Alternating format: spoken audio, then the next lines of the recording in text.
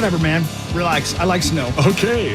Wait, you like snow? Yeah, he does. Don't you do it. Don't you do it. Hang on. Please don't. Yeah. Please don't. Snow, Please I don't do can it. help. Please don't do it. You said it. You said you like snow. Yeah, well, Well, I'd like to tell the then world what here I you think go. you like. Oh. Worst song ever created, Ben, right? Absolutely not. Oh, come on. I used to crank this up in the shower, getting Okay. ready. Yeah, I crank it sometimes too right in the shower. Yep. Christopher Walken, do you like this song? That song is gay. Oh, my God. Wow, Christopher Walken with a slur, right? Christopher, what are you doing? You don't like this, Chris? You know what? It's got a funky beat. I mean, I can dance to it. You're a good dancer. Play that. Ow. Play that as my background, and I'm going to tell you some jokes. Here's a joke that you can tell your kids. What kind of a bee makes milk? A booby. Pow. That's a great joke. That's a good joke. Craig Gass was on the After Party podcast on Tuesday. He's been at New Hope Cinema Grill basically all weekend. Starting tonight. Tickets available.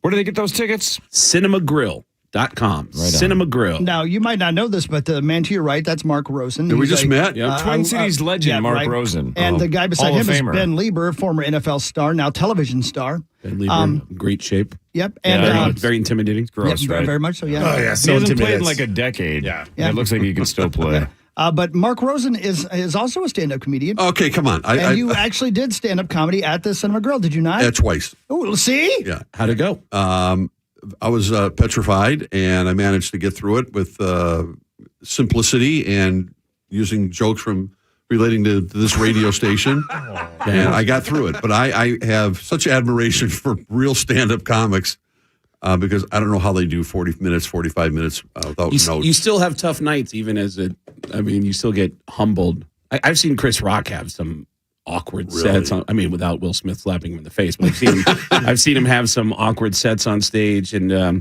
did I ever tell you guys that Dane Cook story about that club that we all used to work at, that when he bombed? Don't know. I don't think so, huh? Dane Cook did. Whenever a comedian is not doing well on stage, you'll always hear big laughs out of the back of the room, and that's usually other comedians who are just laughing at somebody struggling. Dane had this story about this club we all used to work at in New York called the Boston Comedy Club. And it was in New York, but it was owned by a guy from Boston named Barry Katz. And Dane did a set there at 1:30 in the morning on a Tuesday. Goodness. And he's performing for 6 people. One of the 6 people has all of his groceries on the table with him because there's a barker out front, which might have been Bert Kreischer. He used to be the barker for the club. No kidding. But there was a barker out front and be like, hey, comedy show, come on, you want to see a comedy show? And somebody walked by and said, I got my groceries. No, I'll help you with the groceries. Give me the groceries. Come on, I'll help you. No cover. Come on, 2 drink minimum. And he helps the guy walk in with his groceries. So Dane is in front of 6 people and he's bombing. One of the 6 audience members, who is hammered, gets up, stumbles into the restroom, closes the door, and starts violently vomiting in the bathroom to where the other 5 people just can't pay attention to Dane because in the corner of the room they hear, blah! Blah! Then there's a long pause and they all hear, and the guy comes back out and starts stumbling back to his seat. And Dane said he was standing on stage and he goes, are you okay? Are you okay? Are you feeling all right? Are you doing okay? And the guy sat down and said, oh, no, I had some bad comedy. And everyone, and the guy with the groceries is throwing groceries in the air going, That's a good line. and they owned him. They owned him. Can you kill in a room of 6 people, though? I'm sure you can bomb. How do you kill in a room with 6? Yeah, that's awkward. I had one of the worst shows of my life. Was a friend of mine who I knew when he played college basketball. I was still an open micer. His name was Todd McCullough. He was playing for the University of Washington basketball team. And when I made it to New York and started started working with Howard and I was writing for Weekend Update, Todd got drafted by the Sixers. And he came out to a show with 3 of his teammates from the 76ers. And there was only 2 audience members in the show that night. So it was just Todd and 3 friends and 2 other people, and I ate it. And that was actually the night that I met Dave Chappelle because Dave Chappelle was sitting in a car out in front of the club, and Bert Kreischer was like, "Dude, you're trying to get Dave Chappelle to come in." And I go, "Where's Dave Chappelle?" And he goes, "Dude, he's right there in the car." And I walked up and I was like, "Hey, Dave." This is 1998. Chappelle was famous for Con Air and Half Baked and Nutty Professor and Half Baked. And I said, "Hey, Dave, my name is Craig Gass. I'm a stand-up comedian. I got a couple guys from the 76ers inside, man. Is there any way we can get you to come in and do a set?" And he said, "Word?" And I said, "Yeah, is that okay?" And he goes, "Yeah, man, let me get some smokes. I'll be right back." Oh, he's got to have a smokes. And he went to the deli to get some smokes. And at that moment, we had some people walk by that came into the room. So we doubled the crowd to 12. And Chappelle went up and did a 90-minute set for 12 people. Wow. And just destroyed. Yeah. In fact, I remember that night, the next guy that was supposed to go on stage, if you remember The Real World Season 2, there was David. There was an angry guy named David who was on Season 2. Also had a cameo in Half Baked. Also had a cameo in Half Baked at the AA meeting, right? Exactly. He's the one. He's the one that says, "I seen him." Oh, wow. That's no Screams it. kidding. That's Wow. him. So this guy was an angry guy. He was thrown off the show of The Real World because the other roommates didn't like his behavior in the. And he said he was a comedian, but he was always angry on the show. So this angry guy, David, walks up to me and Bert Kreischer in like 40 minutes into Chappelle's set, and he goes, "Are you going to tell him to get off stage? Because I'm supposed to go up next." And we were like, "Oh boy." Oh, yeah. And we go, "Dude, it's Sit down, boy. he's killing it, man. Let him just let him." And so this guy decided what he's going to do is he's going to walk in front of the stage and eyeball Chappelle and be like, "What's up?" to try to get Chappelle to stop. So he walks by in front of the stage and Chappelle was smoking a cigarette. You're not supposed to smoke indoors in New York. And he goes, "Hey, that's the dude from The Real World. What? Hey, what's up?" And then the guy turned around and yelled out a plug for an independent film that he was in. "Family Reunion, Warner Brothers Pictures, July 1999. And everyone got quiet, and Chappelle said, "Well, we'll be sure to look out for that." And then everybody started laughing, and the guy started yelling at Chappelle, angry, and said, "Hey, man, it ain't easy. Being a black man in the entertainment business is not easy. Being black, being in the entertainment business." Chappelle said, "Hey, man, I agree with you.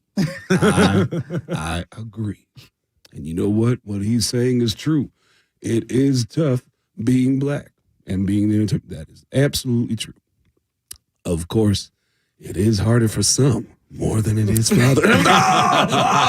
Like the guy was coming at Chappelle with so much anger, and Chappelle was like the Matrix. He just kept dodging all the bullets, and it was amazing, absolutely amazing. We've got to jump in to do some sports just real quick because it's a sponsor bid and everything like that. But again, Craig Gass is here, and we got the rest of the show with him. And I want you to tell us your Alec Baldwin story too, because I know you had one. Not only do I have an Alec Baldwin story, I have a story that I just posted on my Instagram. I cannot believe this is not a bigger story. There is a scandal happening with Adam Levine from Maroon 5 that I am involved in that Adam Levine has not noticed. And I posted all the evidence on my Instagram right now. Oh boy. And I'm going to What a share. tease. It's the craziest, most ridiculous story. And I'm going to tell it at some point before we get to the end. Good. It's time for Fan 5, brought to you by Builders and Remodelers.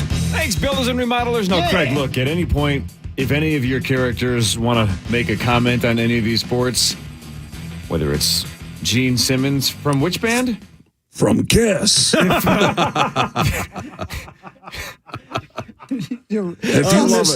loves that. If you missed any part of this segment, guess what? It's already available for $49.95 at kissonline.com. We have all the promotions going on right now.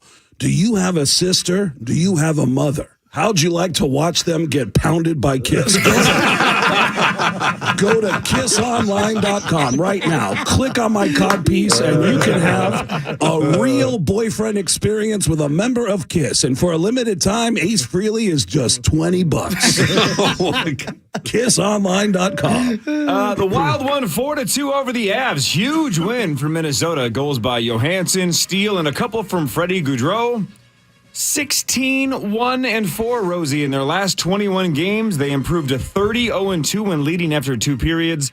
They have 97 points with 7 games to go, and they now have a 3-point lead in the division over Colorado and Dallas. Hey guys, it's Tom Arnold here. I don't know if you guys are like me, but hockey is a trigger point. Are you like me? Like, you might not understand this. I'm a recovering drug addict, and when I watch hockey, next thing you know, I'm smoking crack in my underwear in the parking lot of a 7-Eleven. Are you like me, or no? All right, I love crack. Okay, go ahead. By the way, off-air story about 30 minutes ago, right before Tommy Olsen left. Tommy's been on our show for about 8 years, Craig. Yeah. He mentioned one of the first times he was on our show was following you.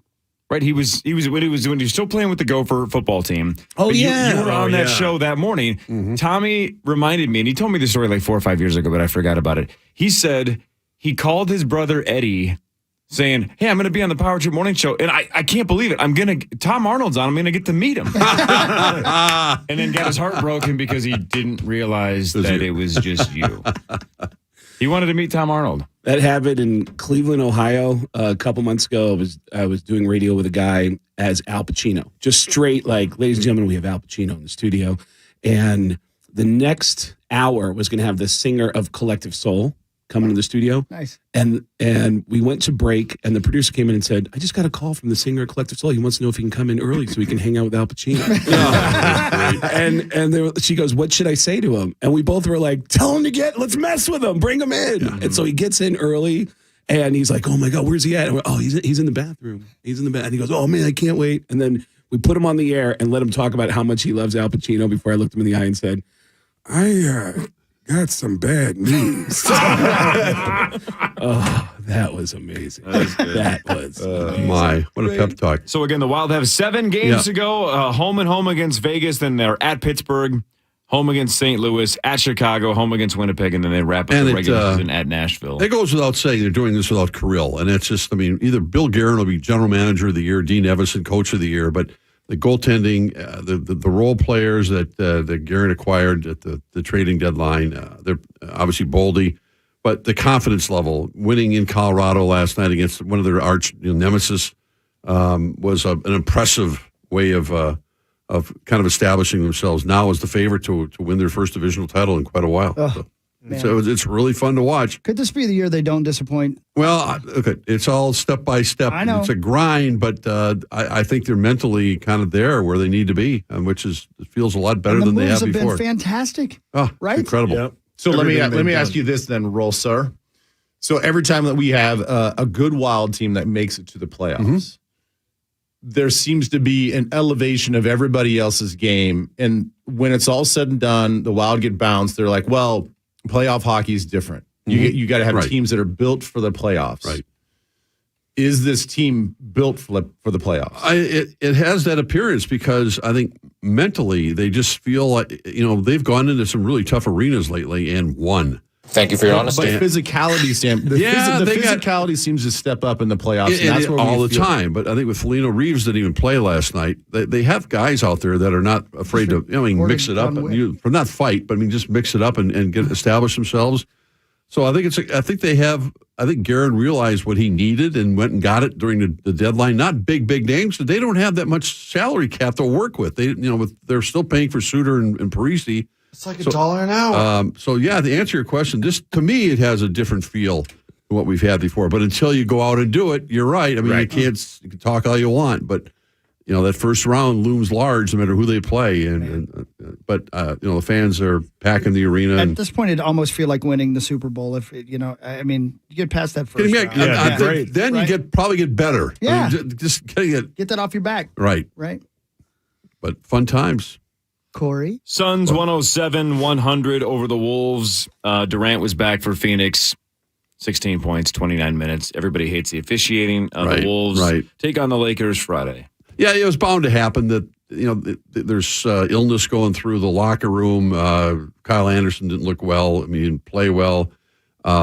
They still get the max. We were talking about earlier, the Wolves still built a 10-point lead in the third quarter. They were gutting it out and looked like they had a chance. And then, I hate to blame, the refs, but it was ridiculous at times.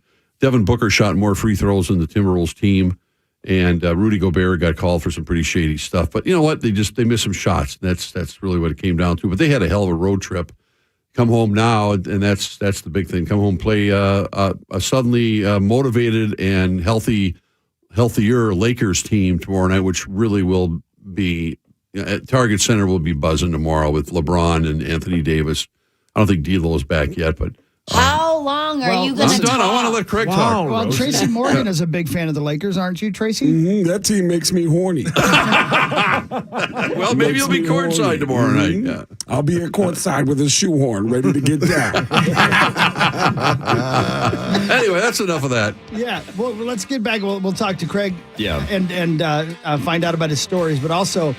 Ben, I know you do a little television show. I do. You got to know about Craig's story and about how he became such a great impressionist. I'd love to hear it. It's a weird story of how I learned.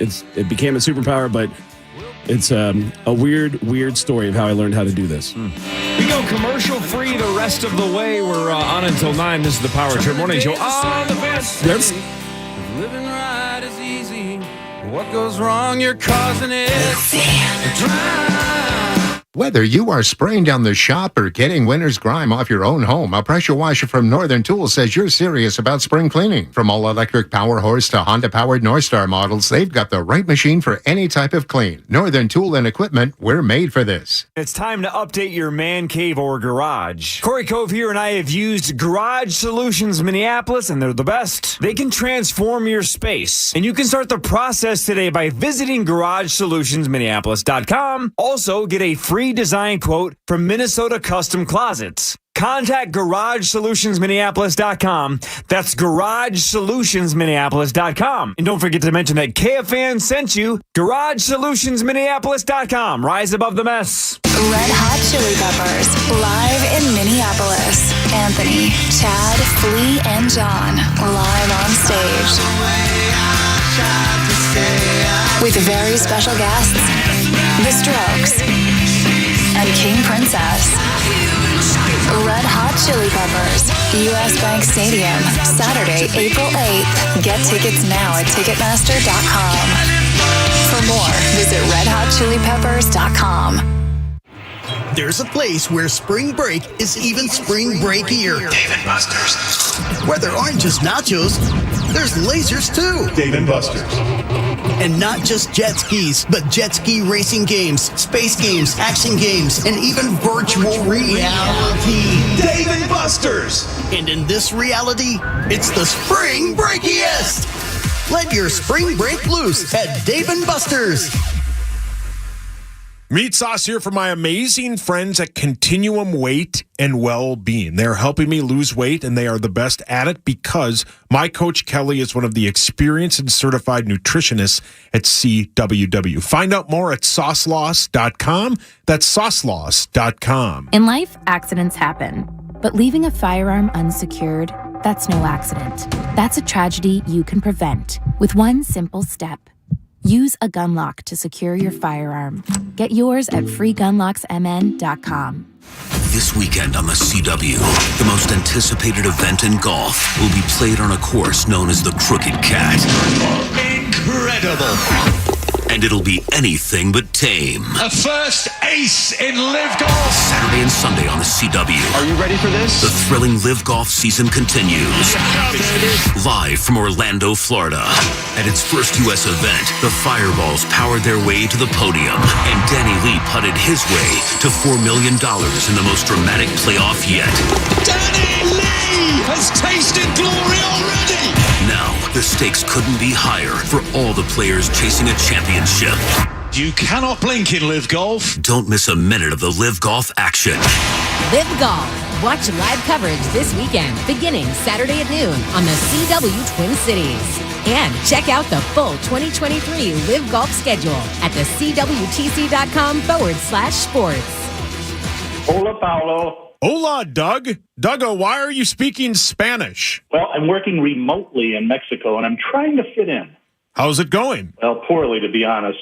But it's great to start off the new year with some exciting news from all three Walzer Nissan stores. At Walzer Nissan in Burnsville, Wayzata Nissan, and Coon Rapids Nissan, we hope to crush sales records this year, and we're starting right now. Read this, Paul. During the month of March, qualified buyers can receive 0% financing for 36 months on all 2023 Nissan Rogues. We have almost 300 available, and they are the perfect vehicle for Minnesota. But wait, there's more. Isn't there always? Anyway, current Nissan owners and lessees can receive up to $1,500 Nissan loyalty cash on Sentra, Murano, Armada, and the Titan and Rogue. You don't even have to trade. 0% financing for 36 months. $27 a month per thousand financed. On approved credit. See Walzer Nissan at Burnsville, Coon Rapids, and Wayzata for details. Bueno. You're listening live to The Power Trip on iHeartRadio and FM 100.3 KFAN, The Fan.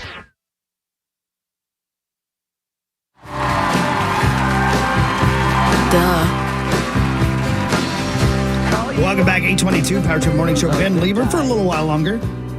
Mark Rosen and our friend Craig Gass, comedian extraordinaire, appearing at the New Hope Cinema Grill starting tonight through Sunday. 2 shows each night, right, Craig? One show tonight, okay. 2 shows tomorrow, 2 shows Saturday, 1 show on Sunday. Tonight, I'm going to spend a bit of time talking about my buddy who's from here, Mitch Hedberg. That was my first roommate in New York. And Mitch passed away 18 years ago today. Wow. 18 I years did not ago. know it was the anniversary. Yeah, today. And so I'm talking Incredible. about Mitch tonight. Talk about my love of Mitch and how sweet he was. He was such a good person. But dude, I have the craziest. I'm going to tell you an Al Pacino, Alec Baldwin story. But there is a story. Next week, I'm going to see Maroon 5, and a buddy of mine plays drums for the band. Another buddy of mine works for Adam Levine. He's a guitar tech for Adam Levine. And that guy told me, he said, did I ever tell you about my friend that's a huge fan of yours that makes guitars for Adam? And I said, no. And he goes, dude, that guy is such a fan of yours that he was inspired to do this guitar based on one of your stories. And it's a story that there's so many levels of I shouldn't be saying this, because the story isn't supposed to be public knowledge to begin with, because the guy who told me the story saw how excited I got when I heard the story and said, don't ever tell anybody the story. So I just take all the names out. A friend of mine who plays in a band that is, without question, if you were to list the top 5 heavy metal bands of the 80s of MTV, hands down, this guy, that's one of the top 5 bands. If you name the top 5 bands on MTV that were heavy metal bands, this guy's in that band. He tells me this story about how they were doing a festival tour of Europe. The headliner was AC/DC. The singer of AC/DC, Brian Johnson, walks into the band's dressing room to say hello to the band. The band, naked. They're putting on their stage clothes to get on stage to go rock out, right? And the singer of AC/DC, Brian Johnson, apparently a very warm person. He's holding court in the entrance to the dressing room, and he's saying hello to everybody, and he's making eye contact with everyone, and he's looking around the room, and he looks at the drummer, and he starts staring at the drummer before he walks over and goes, hey, man, did you know you've got a giant penis on your back, man? And the guy goes, what are you talking about? He goes, your tattoo, it's a big penis. And the drummer explains, it's a dragon. It's an angry dragon. He goes, I know it's a dragon, but look, it looks like you got 2 testicles on the bottom with a shaft, and it looks like a big head on top. And now the whole band turns around, looks at him, and goes, oh my God. And they pull out their camera phones, and they all start taking pictures, and they go, dude, look at this, look at this. See how on the bottom it looks like testicles?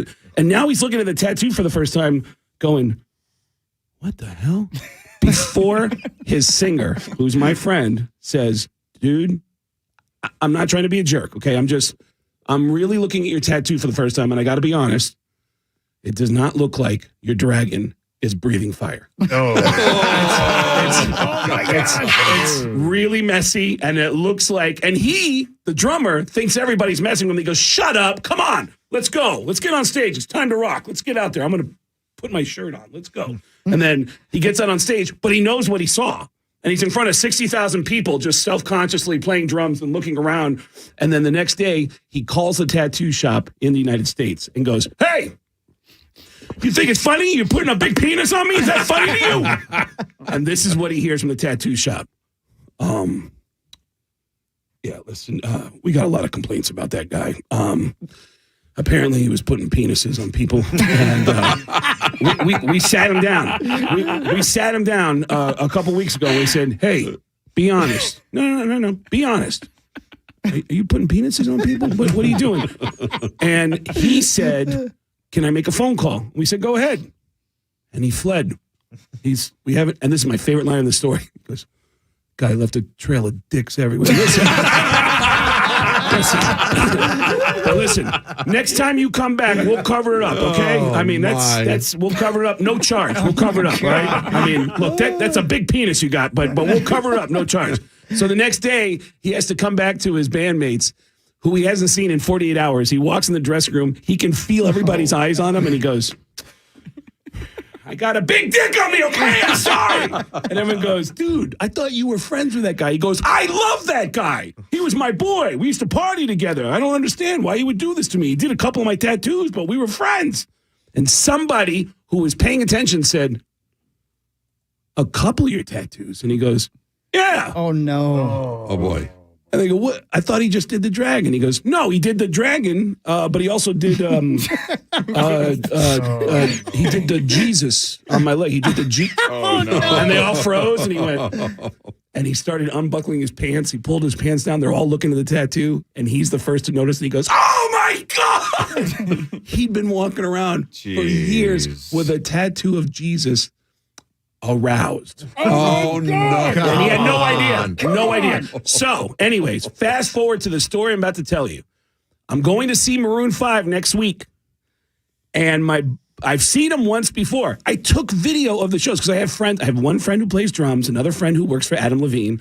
And my buddy who works for Adam Levine after the show says, "I never told you about my friend who's a fan of yours." And he said he made a guitar for Adam that was inspired by your story.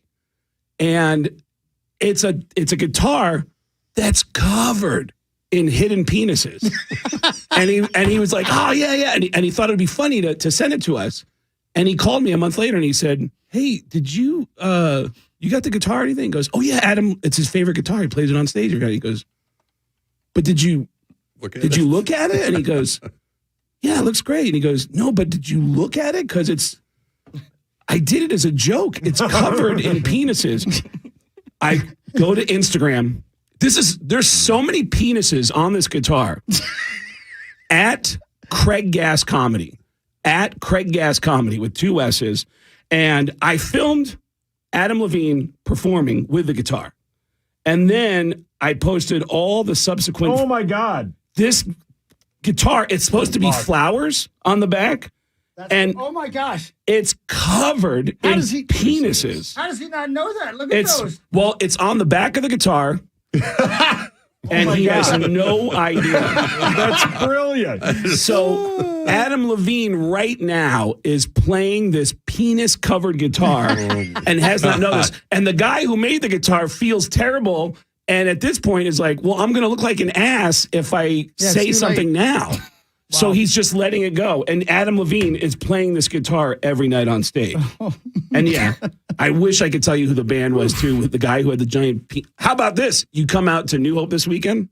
You're going to tell us. I'll tell you on stage. There you go. Cinema That's Grill. a tease right there. That's cinemagrill.com. Rosie, you didn't do anything like that when you played Cinema Grill. I did not.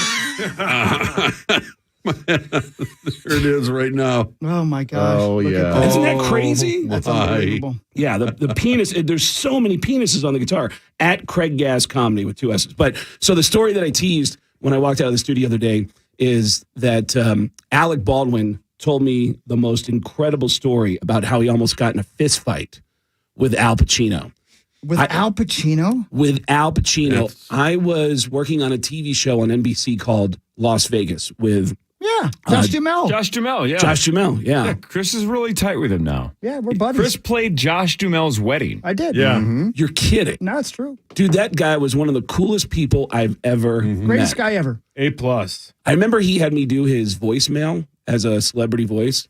And he goes, hey, can you do my voicemail for my bitch line? And I go, I probably shouldn't say this, but I go, what's your bitch line? He goes, it's the phone number I give to bitches. And I go, whoa. And keep in mind, this was a long. Yeah, he doesn't have that anymore. Yeah, this is a long time ago. Yeah, a long time ago. But Alec Baldwin is my partner on the show. Not like Yeah. Like business partner. Yeah, we didn't go camping, and so Alec and I are partners on the show. We robbed the casino on the show, and I couldn't believe every day Alec Baldwin would come into my trailer and have me do impressions for him. He'd walk in every day and go, "Can I hear some more of your impressions? I love your impressions. Can I hear some more of your impressions?" And I would always have people visiting me on the set, and I'd go, "Yeah, hey, this is my buddy Hawkey. He's visiting from Minnesota. Can you do your Tony Bennett for him?" Alec Baldwin does a Tony Bennett that is so spot on. He's done it on SNL so many times. It's phenomenal. And it's an impression where you go, what the hell does Tony Bennett sound like? But he'll grab an empty martini glass and go, yeah, I'll tell you what. I used to date Marilyn Monroe. Marilyn Monroe was a real foxy lady. I once made love to Marilyn for up to 12 hours until the paramedics came along and said, Tony, she's gone. The material was so dark. So Baldwin's coming in and doing impressions for me. I'm doing impressions for him all week, and he keeps telling me, I want to hear more of your Pacino. I have the best Pacino story. I got to tell you my Pacino story. And at the end of the week, he tells me this mind-blowing story about how he almost got in a fist fight with Al Pacino because Alec Baldwin starred in a one-man show on Broadway about Al Pacino's life. And the opening day of the play was Tuesday, September 11th, 2001. Yeah, so they only ended up doing a total of 2 performances, and they scrapped the whole thing. But the problem with the play is that it was written by a former best friend of Al Pacino's. A former best friend who revealed a lot of personal information that Al Pacino didn't want people to know about. So Baldwin says everywhere he goes, people keep walking up to him going, I don't know what this is about, but I'm just relaying a message. I was just at an event last week and I saw Al Pacino. He said the next time he sees you, he's going to beat your ass. I don't know what that's about. I'm just relaying the information. He's very mad at you. And he keeps hearing this from people everywhere he goes. And Baldwin says, one day, I'm in my apartment building in Los Angeles. The elevator door opens up. Who's in the elevator? It's Al Pacino, Beverly D'Angelo, and a real estate broker. They're looking for an apartment in my building. He said as soon as the elevator door opened up, Al Pacino went, oh, Jesus. Here we go. Here we go. Beverly D'Angelo, completely clueless, jumps off the elevator and goes, Alec! Look who it is, it's Alec. We were just talking about you're so political. You should be a president or something. Weren't we saying that, Al? Weren't we saying that? He said the whole time Pacino's looking at him going, oh, this guy, yeah. This guy just does anything he wants, don't you, Alec? You just do anything you want. And Beverly D'Angelo, not picking up on what's going on, starts walking down the hallway with a real estate broker in tow. And Al Pacino walks past him and eyeballs him. And Baldwin says, Al, can I talk to you for 1 second? He goes, what? You got something you got to say to me? What do you got to say to me, Alec? And he goes, listen, I know you know about the play. And he goes, play? You were in a play. Tell me about your fruity little play. I'm dying to hear about your little play, Alec. And he goes, listen, I know you know about the play. I just want to tell you a few things about it. Number one, I was only going to do the show for 3 weeks. Number two, I wasn't going to do it in your backyard. I was only going to do it in New York City. And number three, and this is the truth, I've never had more fun than I did playing you. And that's the truth. And he said, Pacino looked at him and said, Alec, how in the world can you have fun being me? Because I'm miserable. I'm miserable.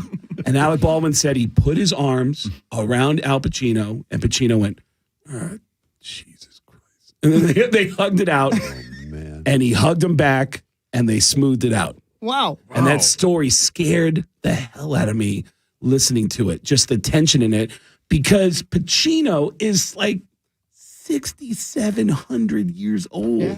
Like, and the idea that he wanted to beat the hell out of Alec Baldwin is amazing. Absolutely amazing. So easy to pick. Baldwin would have won. Oh my gosh, he's huge, right? You would think so. He's a big guy. Yeah, I wouldn't underestimate Pacino, though. But Baldwin, athletic, right? Yeah. Athletic. Didn't he play? Yeah, tail the tape would go to Alec Baldwin. I would think so. Yeah. I would think so. I don't know. Pacino, scrappy. Yeah, he's but also so much older. But yeah, the idea that he wanted to beat the hell out of Baldwin is so impressive to me. We had a lot of discussion about Kiss when I was in the studio with you, talking about Gene Simmons. And I never asked you, did you guys ever interview Gene Simmons at all? We never have. Nope. No. You never had him on the show? No. Did I tell you the Sebastian Bach story that? No, but I can only imagine. That guy's lost it. Because there was a lot of stories about. He's in Gilmore Girls. Yeah. That's right. Yeah. There was a lot of stories about how cheap Gene Simmons is. And Sebastian Bach, first night I ever met him, he said, dude, that guy, I went to Gene Simmons' house. Oh, my God. And that guy has like a Kiss museum in his house. And he had a bag with like 100 Kiss cell phone covers. And I said, dude, what the hell is that? And he goes, that's our new promotion for Kissmas. It's our new Kiss cell phone covers. Can I have one of those? I wish I could, but if you go to kissonline.com. And he wouldn't give him one piece of plastic for that. Wow. Yeah, dude, that guy is. We were talking about the origin story about how I. Yeah. Was I supposed to back up? Again, this is Craig Gass, a comedian. He's at the New Hope Cinema Grill starting tonight and through Sunday. It's cinemagrill.com. Yeah. For a ticket, cinemagrill.com. And it's 6 shows this weekend. So I'm a comedian who I played a bunch of characters on a bunch of TV shows on King of Queens, Sex and the City. I do voices on Family Guy, The Howard Stern Show. I've always been known as a guy who does voices. And I've always had the ability to do any voice that I hear. And it's because of how I grew up.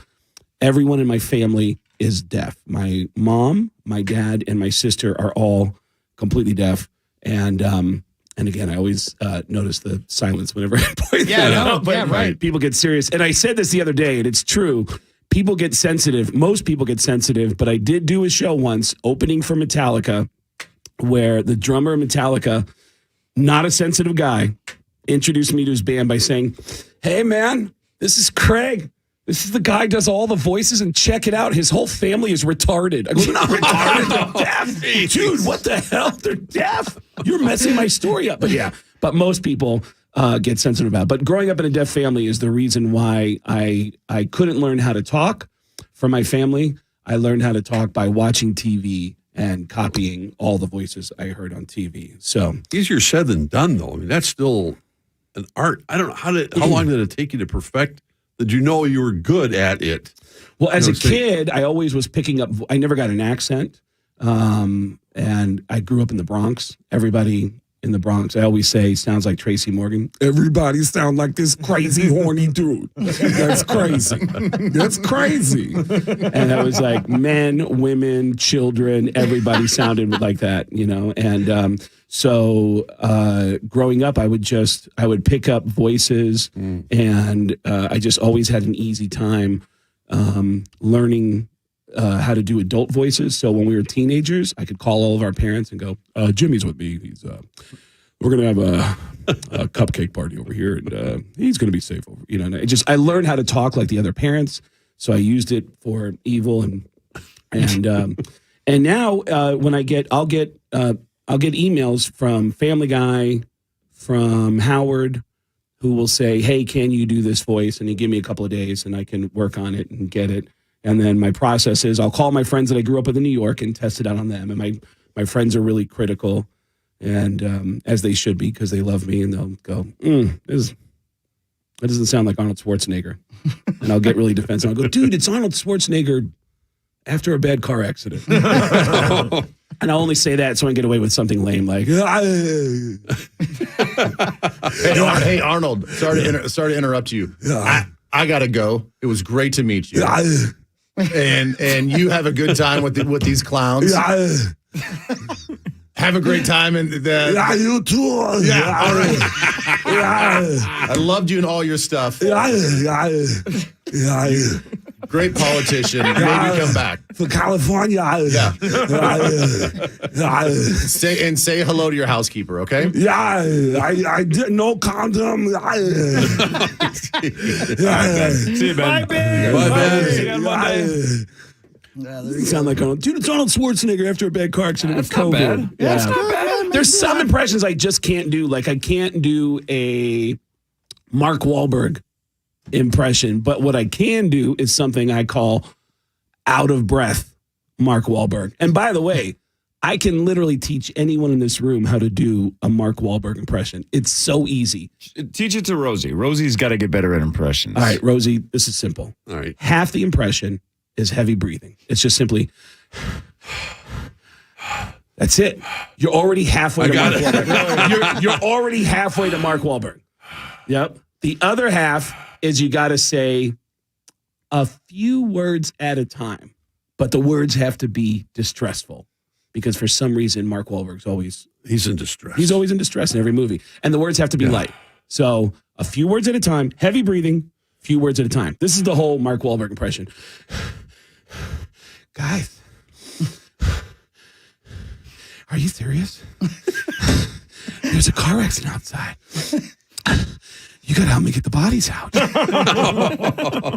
Arnold Schwarzenegger's in a car accident. Come on. I'll work on that. I did notice that I was watching this clip the other day, one of my favorite all-time comedians, Sam Kinison. Oh, yeah. And it was the original one I ever saw, like on MTV. I had no idea who he was. He was doing the whole thing about food in the desert. Yeah. And I lost it when I watched it originally, I think, on MTV.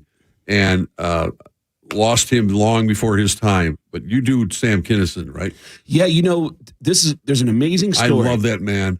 One of the darkest things I've ever heard in my life in stand-up comedy. Bob Costas used to do a late night show. Oh, yeah. It would be NBC would be The Tonight Show with Johnny Carson, followed by The Late Show with Dave Letterman, followed by Later with Bob Costas. With Bob Costas. And Bob Costas was a one-on-one interview for 30 minutes. And he had Sam Kinison on the show. Oh, man. And I remember watching the teaser for it and thinking, I got to watch that because what is Bob Costas going to know about Sam Kinison? Bob starts the interview by saying, Sam, I used to watch you back at the Comedy Store, back in the early 80s. And back then, your entire act was based on that day's obituaries. And I remember thinking to myself, you know what? This guy's funny, but he's too dark and he's never going to make it. And Sam Kinison explained the bit. He was like, oh, man, God, I haven't thought about that in a long time. Yeah, I used to go on stage and I would get the obituaries from today's paper and I'd say, hey, folks, my name's Sam Kinison. I want to thank you guys for coming out.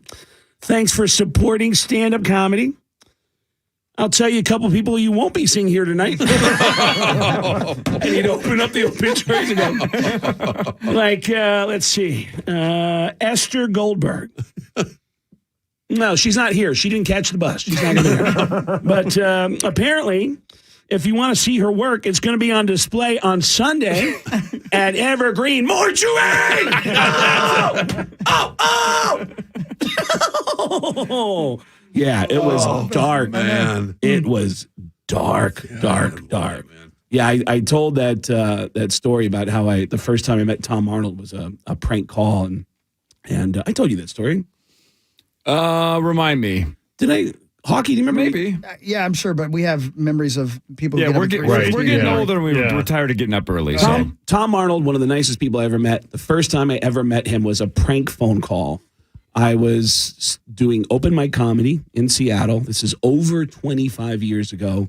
And one of the guys who's an open micer comes to the open mic one night and says, dude, you know that hotel that I work at, the Hilton in downtown? All those movie stars that are in town for the grand opening of Planet Hollywood, they're all staying at my hotel. And I was like, who's staying at your hotel? Oh, Sylvester Stallone, Arnold Schwarzenegger, Tom Arnold. And I go, Tom Arnold is at your hotel? Because Tom Arnold just killed it in True Lies. Oh, great movie. And 9 months. And I got home that night and I looked up the phone number for the Hilton and I said, hi, Tom Arnold, please. And this woman goes, okay, just one moment. And she put me through. Tom Arnold picks the phone. I never record this. I was working on a radio show at the time, Bob Rivers' Twisted Radio at the time, but I didn't record this. I just did this for me. Tom Arnold picked the phone. He goes, hello.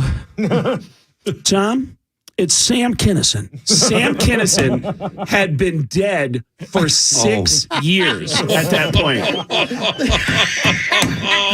And Tom Arnold responded, hey, buddy, how you been? And I go, Tom, I need some help. I need you to help me out here in the afterlife. Oh, whatever you need, buddy, I can help you. I'm here to help you. What do you need? Well, I need you to get me some cocaine. I need you to get me cocaine, and here's how you do it. First of all, I need you to front me the cash, because I don't have any money. So front me the cash, and then I want you to purchase some cocaine. Then I need you to get on an airplane. I want you to fly back to Los Angeles. This is where it gets tricky. I want you to drive to Jerry Lewis's house. And I want you to take the cocaine and put it in the small pocket of his pants, of Jerry Lewis's pants, and I'll have it when he gets here in 3 weeks. Oh! And then I stopped and said, I'm sorry, Tom.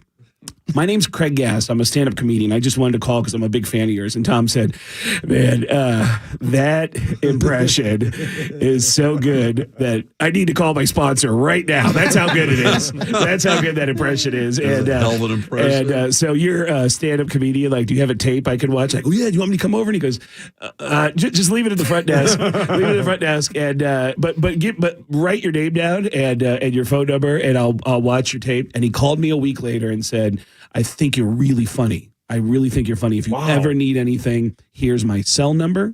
Here's my office number. Anything. If you just want advice, I'm here for you. But I don't know about you, but I always feel uncomfortable calling famous people. So do you feel like that? Like famous people give you their phone number and you'll be like, oh, yeah, okay. And then if you come across it, you're like, I'm not bothering that guy. Yeah. Yeah. Do you ever get like that? Like Paul Stanley is the only person I've ever called. He gave me his phone number, and the next day, and I only did this because I was juiced up on espresso, and I was feeling really euphoric. And I'm like, you know what? I'm going to call that guy. And Paul Stanley picked up the phone and goes, hello? And I said, hi, Paul, this is Gene Simmons from Kiss. And there was a little bit of a pause, and Paul Stanley goes, okay. And I started selling him Kiss products. And then I backed up and I was like, sorry, Paul, I just wanted to call because I just wanted to say it was nice to meet you. And then I got really nervous and hung up the phone. But yeah, Paul, there's 2 Paul Stanleys, by the way. There's offstage Paul Stanley, where he goes, he's just really confident but quiet. I saw an interview with Kiss where it was such a softball. Someone goes, why is Kiss so amazing? And Paul goes, you know, a lot of bands are envious of Kiss. I'm even envious of Kiss. And I was like, man, I wish I had that confidence. And then there's onstage Paul Stanley, where I saw Paul Stanley say this on stage in Las Vegas. He said, all right, people, now listen. You know, I know this town, Las Vegas, is known for its buffets. And I can tell you right now, after this show, I see a lot of people in the front row. I really want to eat. And then he started fixing his hair. And I go, what the hell are you talking about? I saw the same show in New York City a few weeks later. And I brought a bunch of comedians, Jeff Ross, Steve Byrne, and Jim Norton. We all went to the Kiss concert in New York at Madison Square Garden. And anytime a Kiss employee walked by, I said, were you listening in Vegas when he said he was going to eat the front row? And 3 different guys who worked for Kiss said, do you hear what he said in Omaha? I said, no. Do you hear what he said? 3 different guys said, you heard what he said in Omaha, right? No. Apparently on stage in Omaha, Paul Stanley said, all right, people, now listen. You know, I know this town, Omaha, Nebraska, is known for its Angus beef. And I can tell you right now, after this show, I'm going to want to sink my teeth into some meat. And the whole arena went, what? And then he came back to the microphone and said, now, wait a minute. You know what I'm talking about. I'm talking about a thigh or a rump roast. And the crowd went, what? And apparently the guitar techs behind the stage are going, what the hell is he doing? Like, yeah, but Paul, I always feel uncomfortable calling famous people. I won't even pick up the phone if it's a blocked number, if it's a restricted number, because that's either an old Coke dealer or a famous person calling me. And I had that happen once where I was sitting in a Long John Silver's, and I get a call from a restricted number, and I picked up, and I go, hello, and I hear, hi, Craig, it's Alec Baldwin. I'm sitting here with a couple of friends of mine, Sean Penn and a couple other people. Can you do your Al Pacino? And I'd be like, oh, yeah, yeah, get some hush puppies. And I walked out and I was like, and that's an uncomfortable moment. You know, you meet people who you respect and admire, but I think in that moment, I'm okay with it. I feel uncomfortable talking to people and calling people, you know? When you do stuff for, animation, is the animation already done and in front of you? Are you, and you're talking to it? No, everything I've ever done for animation has been a storyline that the animation came afterwards. Gotcha. I always wondered that. Wow. Yeah. Wow, that's really, really tough. Yeah, that I told you about that first episode of Family Guy. I know I've told you guys a story before, but I came off a little too strong to Seth MacFarlane, and I creeped him out. Where I was just really excited. I've been a fan of Family Guy my whole life, and so when I walked in, I just came off really strong with Seth MacFarlane, and he said, dude, just relax, man. Just relax. Let's just record it. And the whole session lasted like 5 minutes where Seth MacFarlane kept doing one line as Peter Griffin, where he said, this is crazier than when Al Pacino was a slumlord laundromat tenant. And then they cut to me as Al Pacino surrounded by a bunch of broken down washers and dryers going, you're out of order. And you're out of order. And you're all out of order. And I did that 3 times, and Seth goes, all right, man, I think we're good. But I was so nervous because I thought that we are friends now because we're working together. And I stood up and said, hey, so you want to hang out? And he goes, what do you mean hang out? And I go, I don't know, you want to grab some coffee or something? And he goes, I got to work. And I said, okay, you want me to leave? He goes, yeah, get the hell out of here. I was like, oh, I'm sorry. And I walked out, and they didn't call me again for 6 months. And then Linda, the casting director, started calling and saying, hey, Craig, can you do this voice or this voice? I was like, yeah, I can do whatever you need. And now every time I've gone back, Seth MacFarlane's never around. It's always Mike. What's that guy's name? Mike Henry does the voice of Cleveland and the creepy old guy. Okay, yeah, right. Every time I see Mike, he'll go, hey, Mike, is Seth around? And every time I see him, he goes, don't worry about Seth. Okay? We'll get you out of here really quick.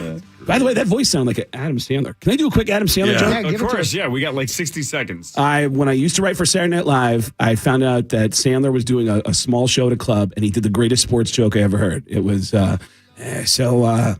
I saw that Wilt Chamberlain was the first guy to ever score 100 points all by himself in an NBA game. That's a true story, that Wilt Chamberlain was the first guy to ever score 100 points all by himself. And I'd like to do my impression of one of Wilt's teammates during halftime. This is one of Wilt's teammates during halftime when he scored 100 points. Here we go.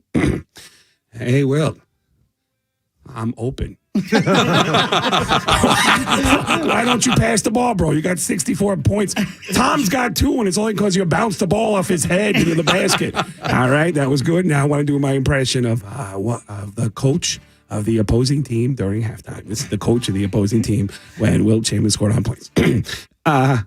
Who's covering Wilt? Cinemagrill.com this Thank weekend. you, brother. Cinema Grill out in New Hope. And this show's tomorrow. I think 34,500 is the right number for the jackpot tomorrow. Parrish makes his triumphant return. We'll see Marnie tomorrow. Rosie, thanks for your time, buddy. It was a blast. Really enjoyed this. That was Craig Gass. You're going to go see him at New Hope Cinema Grill all weekend, starting tonight. See you tomorrow, 5:30 to 9 to noon is next. KFAN Total Traffic. From the Quick Trip Traffic Center, here's a look at the roads. We had an earlier crash reported in Forest Lake on Highway 97 near Hoekstra, not too far from the high school. Turned out that was a vehicle fire. Looks like traffic moves pretty well in the area. Still seeing some late morning rush congestion in downtown Minneapolis. Eastbound 94 traffic slows a bit near 394. Eastbound 394. It's a little bit heavy between Penn and 94, about a 1 or 2 minute delay. That's Traffic on the Fan, sponsored by the 33 colleges and universities of Minnesota State. The colleges and universities of Minnesota State deliver education and career training that is adaptable, accessible, and practical. So whether you're continuing your studies, retooling your skills, or just beginning, we're local and online with the lowest tuition in the state. More at minnState.edu. Luther and LutherAuto.com. If you have a vehicle you would like to sell, we buy at Luther. There are over 40 locations in and around the Twin Cities. If you know where a Luther location is, you might be staring at one right now while you're driving down the highway. At some point, you can just pull in and say, can you make me an offer on this vehicle? It doesn't matter if it's a car, truck, van, or SUV. Luther wants all makes, all models, all price ranges. So the process, they like to say, is fast, simple, and safe. It is fast. It takes like 15 minutes. You drive in, ask for an offer. They'll say, head over there. They'll point you in the right direction. They give you an offer in like 15 minutes. And like I've said for years and years and years on this show, they do all the paperwork the second you say yes. So instead of having to figure out all that stuff online by yourself, or if you sell it at the end of your driveway or just park your car in your yard, hoping somebody makes you an offer, it's so much easier to deal with the great people at Luther. We buy at Luther. Find them online right now at LutherAuto.com. This is Angela Warner from Warner Stellian. Does everything seem more expensive these days? Once you get over the sticker shock, then there's tax. Well, Warner Stellian's offering some relief. Whether you need to replace a broken appliance or you're ready for that appliance you've dreamt about, we invite you to take a vacation from inflation during our 7.5% tax rebate sale. On top of instant savings, now through April 3rd, we'll also save you the tax. There's no better time to buy, and no one will treat you or your wallet better than the appliance specialist, Warner Stellian. Hi, Rubes. It's Tommy Olson for OVO LASIK and Lens. Not a day goes by that I'm not so thankful for Dr. Lobanoff and Dr. Whiting and all the all-star staff over at OVO LASIK and Lens for changing my life. It's a great time of year because we get to go vote for the absolute best in our great state of Minnesota. It is a no-brainer who I am voting for. We won it last year, and now let's help them bring home the gold again in all three categories. Best eye surgeon, best LASIK, and best eye doctor. Let's do it again. From top to bottom at OVO, they really are the greatest of all time. Let's prove it by voting for them. Go to OVOEYE.com to cast your vote once a day until April 5th. Best LASIK, best eye surgeon, and best price? You can't go wrong at OVO LASIK and Lens. Go to OVOEYE.com to cast your vote for 2023 Minnesota Best. That's OVOEYE.com to vote. Come on, Wade. Check out these new energy tax incentives. In a minute, little brother. About to beat my high score. But folks can earn up to $2,000 in tax savings on select Pronto heating and air conditioning systems. Winner! Plus up to $900 in utility rebates. Winner, winner! Not to mention unbelievable energy savings. It's like hitting the jackpot. Get the scoop on all available tax incentives and rebates when you buy a new high-efficiency heating and air conditioning system. Visit us at prontoheat.com. What's going on, everybody? It's Ben Lieber here for Evans. Is your organization looking for a trusted logistics partner? Visit evanstrans.com right now to learn about the Evans experience. They call it the EX. This means they're always looking out for their clients, providing strategic solutions that balance cost, service, and sustainability, meaning they care about you and your business. Visit evanstrans.com right now to chat with a company that is still a people-first business. Think about it. It's trucking. When you're dealing with a trucker, you need a caring human being on the other end of the line. And that's Evans, evanstrans.com, evanstrans.com. Lowe's knows how to get your lawn ready for spring. And right now, you can take up to $10 off select Scott's fertilizers. Plus, you can save $50 on a Craftsman 20-volt 13-inch string trimmer and leaf blower combo kit. Now just $99. Get set for spring. Visit us in-store or online today because Lowe's knows home improvement. Valid 3/23 through 4/5. Selection varies by location. While supply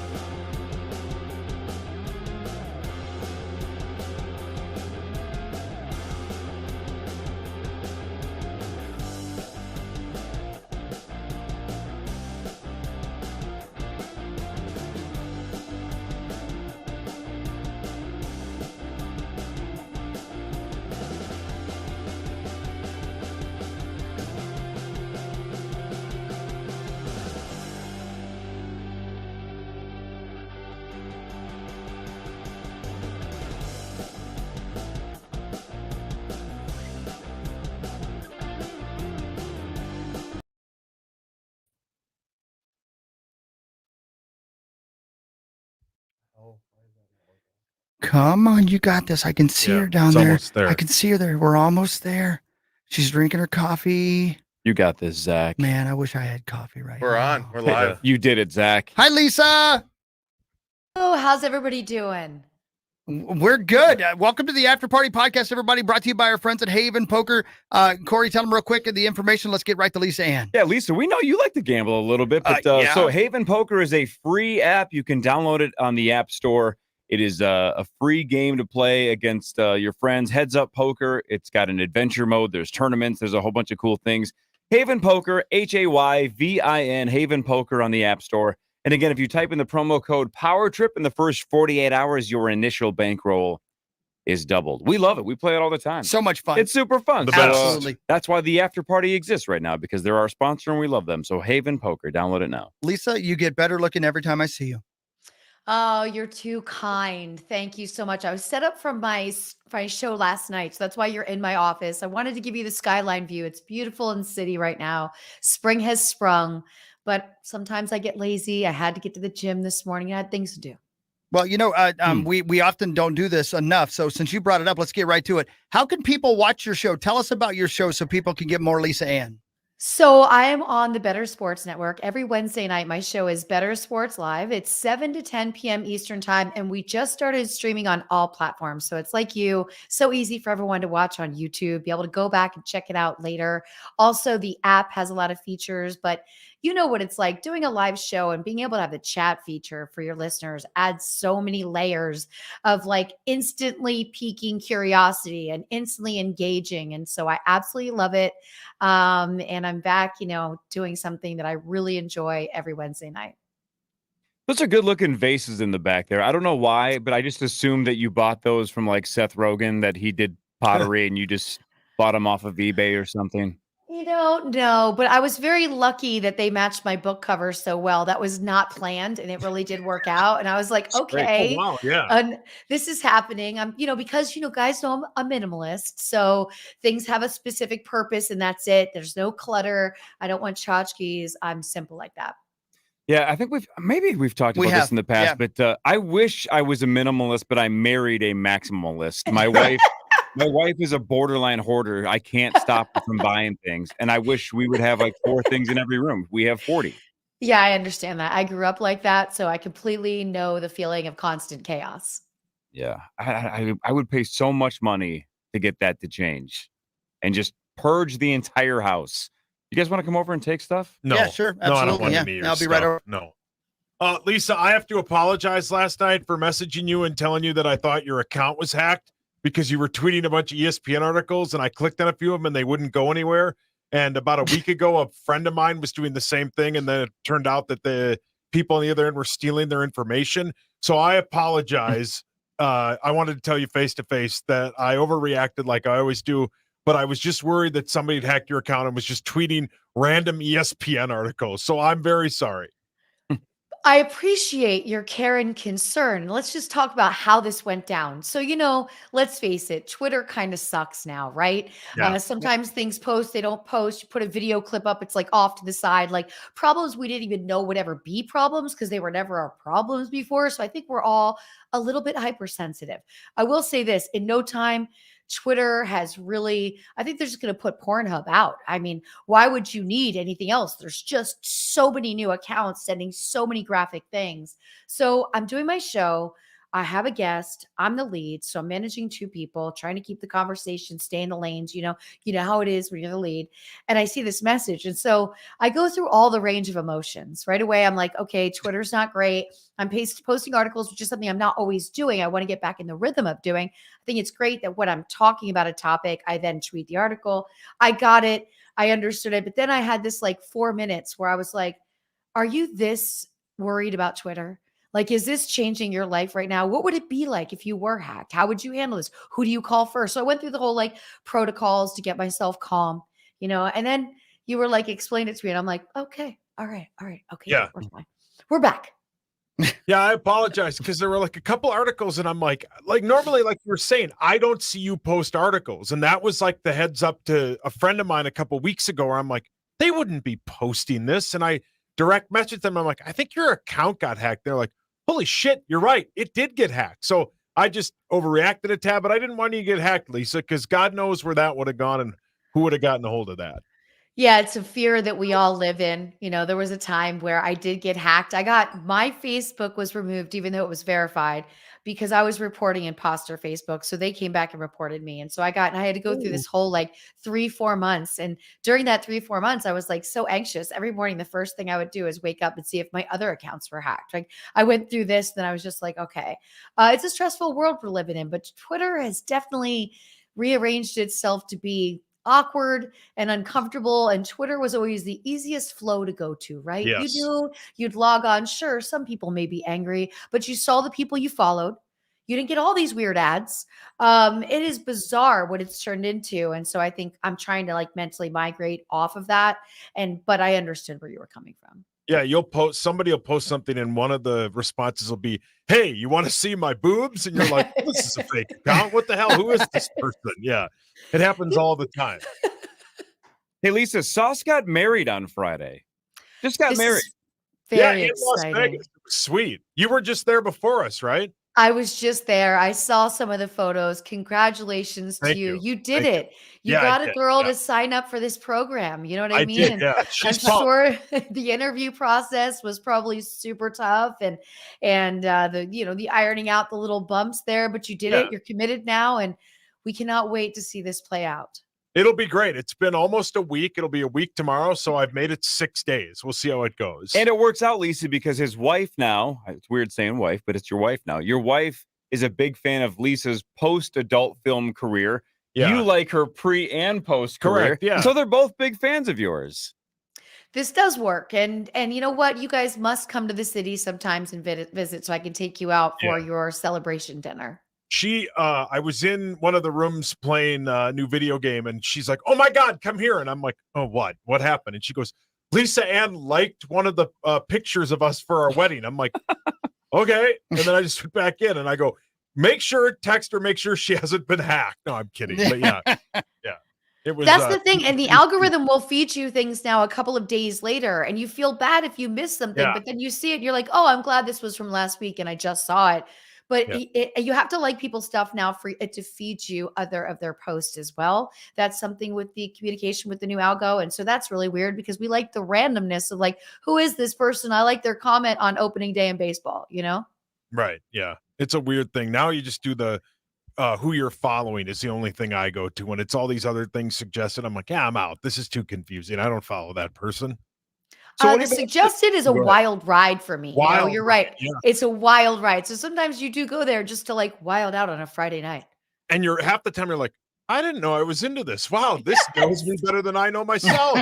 I guess I am into seeing free boobs on the internet. I didn't know that. I would have been able to tell you that, 100%, you, I that knew you that like that. about you. I've known that your whole life. Yeah. So I don't know how long it's been since we've talked to you, Lisa, but what's new? What's new and exciting in the world of Lisa Ann? Oh, there's so much. I just traveled. I've already taken 9 trips this year. So I'm home right now for a couple of weeks. I just had a girlfriend come in from London last weekend. It's been just a really social year. I've been doing a lot of work events. I did the winter conference for FSGA this year.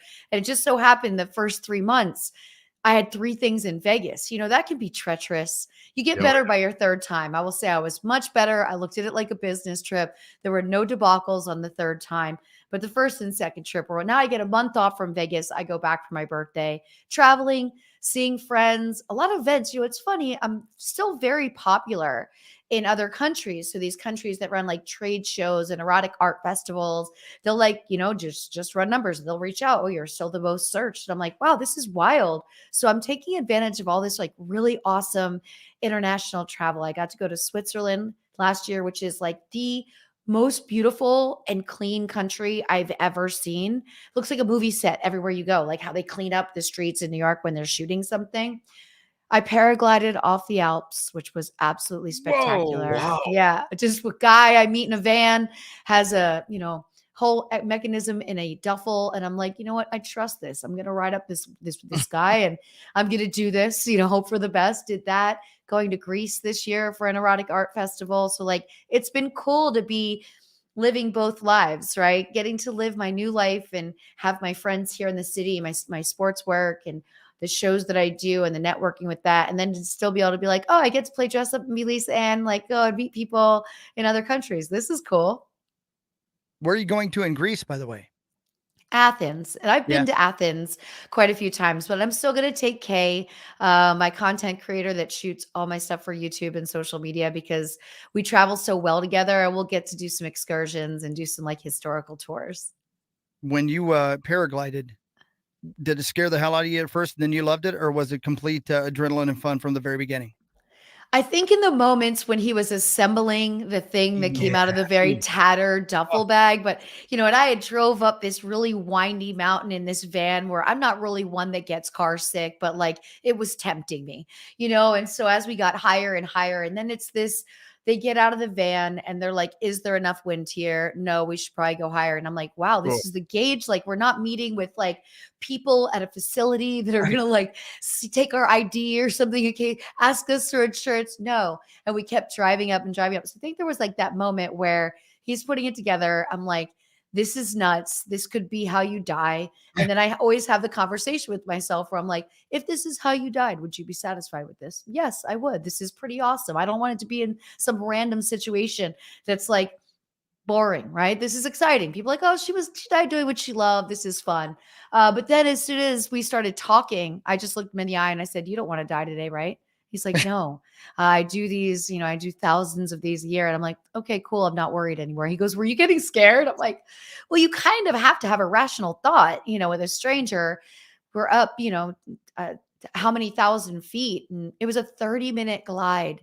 As soon as you run off the mountain, it takes you like a swing, and it's almost hard for your mind to believe you're not attached to a plane. I've done paragliding on a boat, right? Parasailing. I've done skydiving, but this was just like you run, and within the first 3 seconds, it's just this smooth feeling. And then you just steer so you can go around, got to watch the sunset over the lake. Like it was pretty epic. Man, that guy, that's a bold move. Did he try to make a run at you? Like, was this a romantic gesture, or was it just, hey, this seems like a rando that wants to go paragliding?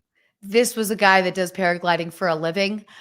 So he did not care about me. He just wanted to make this happen. He had awesome access with just a GoPro on a selfie stick and took so many great photos and so much video. I'm like, wow, I can't believe that you can I was steering while he was taking extra video. I'm like, I can't believe this can just work this way. Like I already did this. Like I'm turning this way.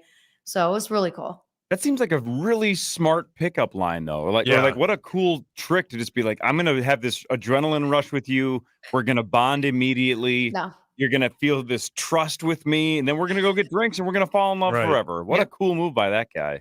Yeah, no, it wasn't like that. Damn it. I wonder if he's used that. It was like, are you going to give me the extra $40 for the photos? Right. And I'm like, I will pay any amount of money for these photos. Let's do this. I don't know. If I'm ever single again, I think I'm going to the Alps and just going to paraglide with randos. It won't be long. Works. Yeah, it won't be long. You can go ahead and buy a ticket now. Yeah, buy a ticket now. Lisa will give you his information. You can go find him. Lisa, so when you go to Vegas, do you spend all your time on the Strip, or do you ever go downtown? I have a reason I'm asking that. Do you ever go downtown? A little bit of both. I went down to Circus Swim this time for my first time. That's what I was going to ask you. How wonderful is that? That is the sickest place. Like I would love to watch every single NFL Sunday there. Because think about it, Vegas, even in the winter, you just wear some comfy clothes and a hoodie. You could still sit out on the lawn and watch these games. I'd like to see movies there at night, like Friday night movies. That was so sick. You almost forget where you are, but you kind of look around. You're like, some not so nice hotels in this area. Like, where are we? You know what I mean? They have a good, easy pickup for Uber, but normally I'm just kind of bouncing back and forth. I've been doing a lot with Sapphire out there. So I'm there a lot.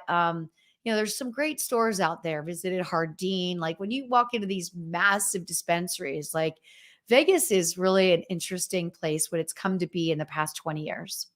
Yeah, the dispensaries are incredible. The places you can, the restaurants alone, there's so many, Carbone is amazing in Aria, Nobu.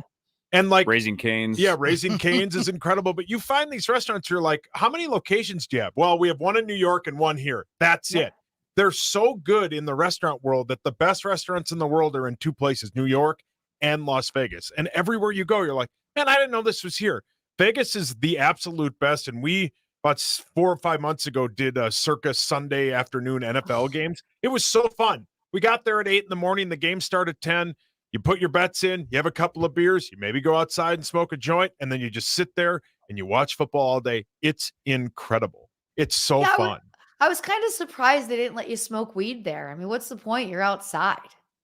Right. Yeah. I've never been to the pool part. I've only done awesome. the sports book part. Pond would be good for you. Yeah. So the sports book also, you have that view of Visa and those studios that are right there. Yeah, And I mean, how cool to have studios there. And I went and toured those there and their other location in South Point. And Visa actually has microphones out in the sports books. Like something crazy happens, they can react to it right away. I mean, I could sit there all day in that booth. That would be like my safe place. I could still see the games. I could still see the sports book, but nobody could talk because I'm behind glass.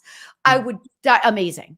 Yeah, it's incredible. Highly recommended to go there on NFL Sunday or a college football Saturday. You get there as early as possible. You sit, you hang out. It's A+. So we historically always go the second week of the NCAA tournament. We just kind of make March our annual Power Trip Vegas trip. Do you have a preference when you like to be out there, specifically betting on sports? No, but the first week for March Madness is pretty awesome out there. It was really hype and a great time to be out there. You know, I just love it in the summer. The pools there are unbelievable. I'm still a Maria Beach girl, so that's the pool at Mandalay.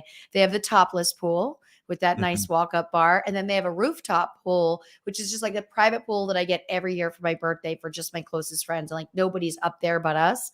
I love that. So you don't go to the topless one, do you? I do, but I don't go topless. I don't know why. It's the strangest conundrum I get in with people. I'm like, really, should I? Isn't it played out? Like, isn't it more exciting at this point? I mean, you could Google me on your phone and see both at one time. I find that to be a lot more exciting than me doing the same thing I've already done.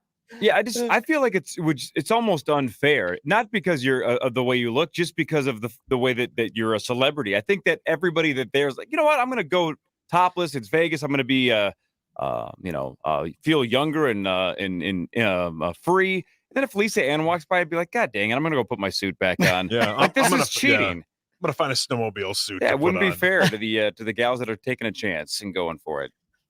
Lisa, I've got a story about a topless bar. So I was in Key Bring West. it. I was in Key West on vacation with a bunch of buddies and a bunch of friends. Went to a great 80s concert. I mean, it was Steelheart and Slaughter and Night Range. Just the best show ever for me. I just love those bands. So afterwards, I'm just butt hammered on Jägermeister. So we go downtown Key West, which I'm sure you've been to. And if you are like me, I freaking love that entire street, Duval Street. So much fun. So the top floor of this building, it's 4 floors. Every floor is a bar. And the top one is a topless bar. And everybody's downstairs eating hot dogs from a street vendor, which I don't suggest you ever do. But I said, you know what, guys, I'm going to go check out the topless bar. I'll be right back. So I go up the stairs, make your way all the way up to the 4th floor. And right before I walk in, guy says, okay, it's a $10 cover to get in. So I'm like, cool. So I give him $10. I go in. Everybody's got their clothes on except for one old man with his giant package hanging out, sitting at the bar. A lady who I would have been fine never seeing her topless, and then a gentleman and another lady who were dancing. Everybody else had their clothes on, and there were like 100 people in there. So I'm like, well, damn, I paid $10. And so I leave the bar, I go downstairs, and I walk over to my buddy Jess. I'm like, yeah, no real reason to go up there. Plus it's $10. I just wasted $10. And Jess's wife, Trish, goes, there's no cover charge to get in there. So I was so drunk that some random guy spotted me walking up the stairs and charged me $10 to get into a bar he had nothing to do with. So there you go. Well, that was well played by him, Yeah, really well played, but hilarious. I thought you were going to say it was topless, like there was no roof on the top of the location and there was no one topless, but at least you got to see some boobs. I got to see some, and I want to see them all. I'm not going to lie to you. Yeah. And you didn't mind the naked dude at the bar? You know what? I was impressed with him. I Good don't for have that him. kind of confidence, for God's sakes. Yeah, and he was driving a Ferrari, and you wanted to see it. Yeah, he added a little pop to the experience for sure. A little bit. Yeah. Did you ever go to Key West? Do you spend any time down there? I haven't in a long time, but I used Yeah. to a lot. There's a tiny little strip club there. I can't remember what it's called, but I always took the booking, even though it wasn't a big club and you didn't really make much money, but just like an excuse to go to Key West, right? Go down there, work for 2 days, stay for an extra 2 days.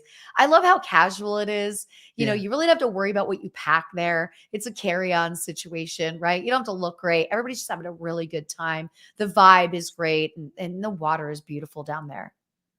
When you do all these like erotic shows and whatnot, do you provide your own security or do they provide it for you? Or are you somebody who's like, I want to be in total control. I want to provide the security. I don't know these people. It's a little bit of both, right? So here in the US, I bring my own and they provide. In other countries, a lot of times they're working with a security company that you can talk through, through my manager and kind of find out what's going to be going on. In Switzerland, like you feel so safe there. There's a lot of places I feel incredibly safe. I actually feel safer anywhere I go except here, which is a sad thing to say, but it's a reality. And when you go to another country, people really make an effort to be sure that the memories and the words that you bring back from your trip are amazing. So I feel like they just go so far out of the way to make sure I feel safe, to make sure I'm comfortable. And it makes it like really, I don't have to be in control of anything. I don't really worry about anything. I'm just excited to see people I don't know if I'd ever seen again or seen before and have these little mini conversations. And it's amazing how many people have gravitated towards learning more about me, whether it's through my books, whether it's through my podcast. And so I get to have these little conversations and it's like, wow, somebody in Switzerland is listening to my podcast. Like you don't think about it when you're doing it and then you meet them in person and it's just so it's exciting. It's inspiring. It makes me just want to keep doing more. Do you have a city in the U.S. or a country globally where you're like, that's one and done, I'm never going back to that place because the experience was so bad? I mean, there's a ton of places, not really the experience, but just like not any good food. Like, look, even though you're on a work trip, you still want to know you could eat somewhere other than McDonald's, right? Yeah. Places like, please, no one take offense to this, but like Toledo, Ohio. I remember going there and being on the stage, and the place said it had food. They're like, oh, after your show, if you want some food, we'll bring you some food to your dressing room. So I remember being on the stage and looking over and seeing what they considered to be food was.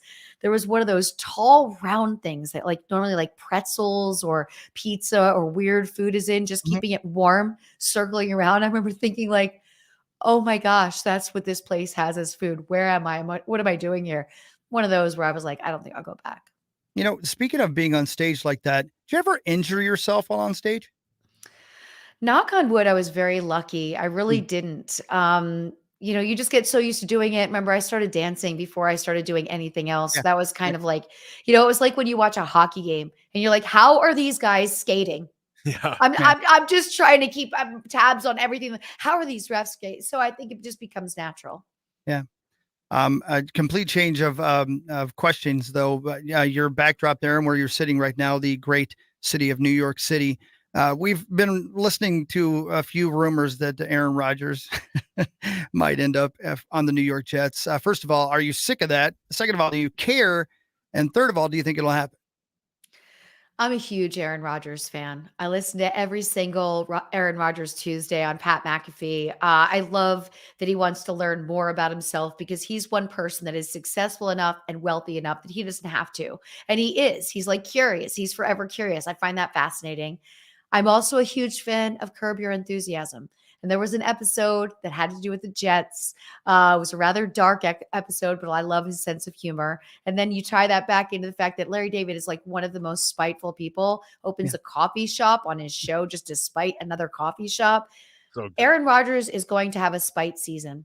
He did not think that this was going to be the conversation. I really truly thought when he went into the darkness, he had said on McAfee, that he was really contemplating retirement. Then he really realized, okay, well, if he wants to play, he's going to stay in that situation. And then to get out and hear all the banter that went on while he was still was probably really telling. Like, okay, well, let's just move on then. And I think the Jets came closer last season than we've seen them come to even the word success. They had a great defense. If it wasn't for their quarterback conundrums, they would have been a lot further in the season. You bring in Rodgers and these other pieces, and I kind of love it because, of course, at my building, there's a ton of Jets fans. There's a ton of Giants fans, all the New Yorkers. And so the excitement that I see them feeling is great. Green Bay's really making this difficult. Of course, everyone wants to know when it's going to happen, but I think we know it's going to happen. Yeah, there's a lot of people that think it'll happen today because Rodgers is going to want the spotlight over opening day in baseball. So we'll find out. Yeah. That's possible. Opening Yeah. day in baseball, a big day. It really came up on us quick. Yeah, I literally yesterday I was like, oh yeah, the Twins for us start today, and the Yankees, of course, are going. Who do you like today, betting wise, in the world of baseball? So I haven't dove into that yet because I was Sure. doing this with you. Then I have a DFS lineup that I put out there. I put a challenge out, 200 player free challenge on DraftKings. I thought it'd be a great way to kick off opening day. And so once I go through and make my rankings for my DFS lineup, then I'm going to be able to easier see what I'd like to or not bet on. Probably won't really bet today, but I might put some money down in DFS. If we go back a minute, have you ever done anything like a darkness retreat? Anything that extreme? No, but I do take a week to myself. I take the week between Christmas and New Year's to myself every year where it's just like me. Maybe I'll talk on the phone a little bit. I have some FaceTimes with friends, but I don't do any work. I just kind of in my own space. It's normally when I, go through my closet. Like it's how I start my new year. So it's a lot of solitude. I don't really go out. I might talk. The only thing I'll do is interact, virtually. And so having that solitude helps me like prepare for the year. I knew this was going to be a really big travel year. So I knew I needed to do that. But the darkness retreat, I don't know, like it's the whole, like, it's not the thinking, it's the darkness, your eyes having to dilate for 6 to 8 hours, maybe more when you get back out, not being able to like read or listen to music or podcasts. Like I would just, I don't know what I do. And also like one meal a day doesn't sound awesome to me. How about you guys? Like I'm not a one meal a day kind of person. No, I'm not. No, either. in fact, you know what? I just read on your Twitter account, you posted something that said, it's not about how much you eat, it's about what you eat. Yes. And when my girlfriend was here this weekend, like I'm trying to I'm showing her how I eat and how I live and how I am at home. I made a nice, beautiful, big Italian meal. She loved it, but I eat for myself. So I know that it's nutritional, nutritionally dense foods. I don't really eat any filler foods. Nothing bad comes in my house. No sweets, no junk food. But when I go out for dinner with my friends, I will have dessert. Like I will have bread. But I only do it when I'm out and I don't bring anything bad inside my house. God, bread is the best. You don't eat any bread. No kidding. No bread, no butter, no dairy. I eat plant-based at home, one piece of salmon a week. It's very regimented here. Have you ever had Annie Ann's pretzels at a mall or an airport? Okay, maybe when I was a kid, but like I gave up that food, when I started. Come back on our team, Lisa. The cinnamon sugar pretzels are incredible. Oh my gosh. When I'm at the airport and I see people eating these massive Cinnabons, go on. I go through this whole thing in my head that I'm like, what makes you think you deserve this Cinnabon? Because you made it through security? That thing's like 2,500 calories. Okay. Yeah. Why are you? That's it? I thought it was way worse. It might be worse, but I normally then will get up and move so I Yeah. don't have this internal dialogue. But it's like we have trained ourselves to believe that we should be eating junk food at the airport. And I don't understand why. Well, I know I always get the Annie Ann's pretzels on the way out of Vegas, and whether I win or lose, it is like my reward that I survived the roller coaster, right? That emotionally, it's like, all right, let's get some pretzels, let's get back to Minneapolis and go back to the real world. So you got to get 2 or 3, call it a day. Wow. 2 or Well, 3, yeah, and you you eat them save at one one for the sitting? next day. He eats 3. Don't he you don't eats all ever of them. save anything. I've seen it happen. Yeah, he eats all of them. How can you not? The cinnamon sugar one, sauce, right? Come Yeah, on. they're good. Yeah, Yeah, I like them they're not too. just Yeah, good. they're incredible. Yeah, But I also believe you're a person that doesn't really put on weight. Yeah. He doesn't eat very much, But to be honest. I with you. only eat once a day, so I'm Yeah. the opposite. I could do a darkness retreat. I do 1 meal a day. It's about 4 o'clock every day. Wow. Yeah, I should be I dead. couldn't do that either. I'd faint. Yeah. I need the no. I nutrition. faint all the time. Yeah, he does. You should do eat faint a lot, more. Yeah. Well, that's enough. I gotta save space for pretzels. Yeah, Hmm. and your Cinnabon. And my Yeah. Cinnabon, yeah. That sounds So incredible. if you, I wanted to ask this question for opening day. Have you ever considered what your walk-up music would be if you were an MLB baseball player? Oh, good question. I have to think about it. You have to have a song that like gets you hype, you know? Well, Corey's would be "Dude Looks Like a Lady" by Aerosmith. I don't get that joke. I love it. I would have to decide whether I'm going to be sincere, though, or sarcastic. I feel like I would lean towards a sarcastic song that is the opposite of a hype song, but it just maybe would get 6 people in the stands to laugh. Like maybe John Cicada's Just Another Day. That'd be great. Just to see if yeah. I could get a couple of laughs. Yeah. I don't know. Hands to Heaven. Hands to Heaven by Breathe would be in my top 10, maybe. Or sarcasm walk-up songs. That's possible. Snow's Informer. No. I think you may be overthinking this. Oh, no doubt. Yeah. What's yours? Mine would be Juicy by Biggie. Oh, Ooh. great song. Great song. It's a banger. B.I.G. Wales, man. I love that guy. What would your walk-up song be? Oh, man. You've said for years that your brother Dov would walk, if he was a UFC fighter, he would do I Want to Know What Love Is. Yeah, by Foreigner. Yeah, that's his bit. He loves that bit. Yeah, your brother's an idiot. Oh, I don't know. Maybe Tears in Heaven. Tears in No, I'm Heaven by kidding. Eric Clapton. I knew you were going to say that. I knew it. I don't know. Maybe. Oh, there's so many. Yeah, you stumped me. Take your time. I can't believe everybody hasn't thought of this before. Like when you're watching a game, you don't think like, oh, that's a good walk-up music. This would be my walk-up. Maybe music. Welcome to the Jungle. The beginning of good. that's sweet. That's stealing from the Vikings, though. Yeah, but that's sweet though. The beginning of that. Yeah, maybe that would be it. Welcome to the Jungle would probably be it. Lisa, we got to get you up to a Vikings game this year. We talk about it every time we talk to you. We've got to get you out to a Vikings game. Yeah, it's just so hard to pull me away from multiple televisions and my own space on a Sunday. You know, I understand that. There's so many games to focus on, you know, and when you go to a game, you miss out, and then you got to play catch up till like Tuesday. Yeah, it's true. It's true. But, you know, if I'll let you know. How's that sound? You let us know. Who do you like? Finally, who do you like in the Masters next week? Man, I'm putting a segment together right now because next week I'm going to be working with someone who really covers golf. And tomorrow I'm doing a golf spot. This is the time of the year. I can't say right now. I've got to do a bit more work on this, but I did watch the Genesis Invitational. I did watch the Honda Classic. I, of course, watched Aaron Rodgers. So here we are. The Masters are ready. I think it's got to be Scotty Scheffler. Scotty Scheffler's This guy's on a hot streak, right? Yeah, Can unbelievable. he keep winning like this? Like it's unbelievable. Yeah, He's It's reaching never fun his to bet the stride. favorite, though, right? It's just not as fun to bet the favorite, especially in golf. It's not as fun, and you're not winning as much money either. So that gets to be, but you never know. I've got to study his performances there, his history there, and then how many times he's played this well consecutively in this short of a span. Because it's kind of like when you look at Aaron Judge, right?